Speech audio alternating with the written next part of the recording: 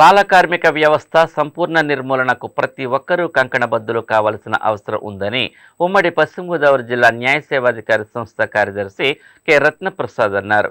ప్రపంచ బాల కార్మిక వ్యవస్థ వ్యతిరేక దినోత్సవం సందర్భంగా ఏలూరులో నిర్వహించిన అవగాహన ర్యాలీని జెండా ఊపి ఆయన ప్రారంభించారు. ఈ సందర్భంగా బాల కార్మిక వ్యవస్థ నిర్మూలనకు రూపొందించిన చట్టాలపై ప్రజలకు అవగాహన కలిగించారు.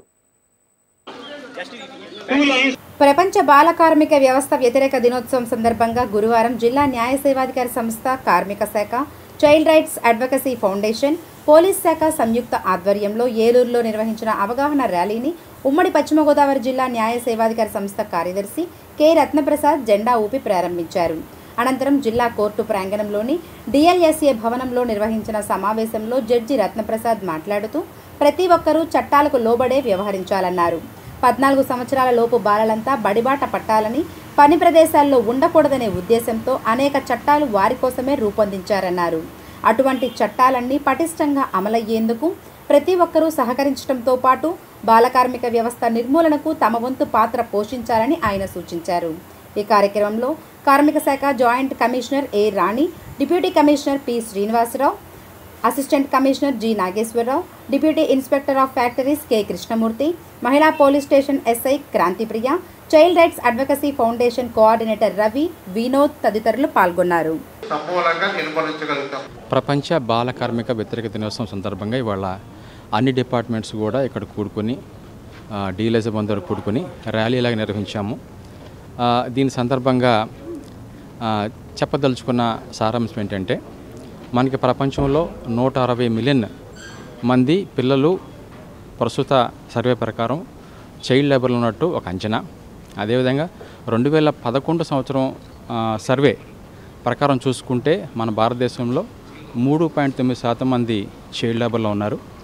మరి వీళ్ళందరినీ బాల కార్మికుల వ్యవస్థ నిర్మూలించబడాలంటే పిల్లల చేతుల్లో పలకా బలపం లేదా పెన్ను పుస్తకం ఉండాలి, కానీ పారా పలుగు ఉండకూడదు అనే సంస్కృతి మనందరి బాధ్యత.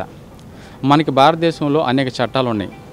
అనేక చట్టాలతో పాటు మనకి భారతదేశంలో భారత రాజ్యాంగంలో ఆర్టికల్ 24 ప్రొహిబిట్ చేస్తుంది, చైల్డ్ లేబర్ని ప్రొహిబిట్ చేస్తుంది. అలాగే ఆర్టికల్ 21A ఖచ్చితంగా బాలులందరూ కూడా చదువులో ఉండాలి.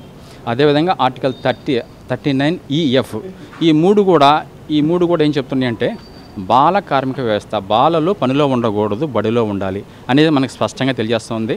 ఈరోజు బాల కార్మిక వ్యవస్థ వ్యతిరేక దినోత్సవం సందర్భంగా డిఎల్ఎస్ఏ సెక్రటరీ గారి ఆధ్వర్యంలో పోలీస్ శాఖ, కార్మిక శాఖ, మిగిలిన శాఖలు కలిసి ర్యాలీ చేయడం జరిగింది. సో ఈ బాల కార్మిక వ్యవస్థ అనేది పేదరికం వల్ల, నిరక్షరాస్యత వల్ల ఏర్పడింది. సో దీనిని అరికట్టడానికి మన భారత ప్రభుత్వం 1986లో బాల కార్మిక వ్యవస్థ నిర్మూలన చట్టం చేయడం జరిగింది. దాని ప్రకారం 14 ఏళ్ల లోపు ఉన్న పిల్లలు పనిచేయడం అనేది నేరము. సో దాని సందర్భంగా మనం కార్మిక శాఖకు కార్మిక చట్టాల్లో ఒక ముఖ్యమైన చట్టం అది. సో కార్మిక శాఖ అధికారులందరూ కూడా ఆ చట్టాన్ని అమలుపరుస్తూ ఉన్నాము. ఈ నెలంతా కూడా ప్రత్యేక డ్రైవ్ బాల కార్మికులను గుర్తించి రీహాబిలిటేట్ చేయడానికి డ్రైవ్ చేపట్టడం జరిగింది. అందులో భాగంగా ఈరోజు అవేర్నెస్ ప్రోగ్రామ్స్ ఏర్పాటు చేసుకుంటాను. అందులో భాగంగా ఇప్పుడు ర్యాలీ కూడా ఏర్పాటు చేసుకున్నాం. ర్యాలీ ఇప్పుడే ముగిసింది. అదేవిధంగా ఇప్పుడు డిఎల్ఎస్ ఆఫీస్లో కూడా ఈ అవేర్నెస్ ప్రోగ్రామ్ కండక్ట్ చేస్తున్నాము.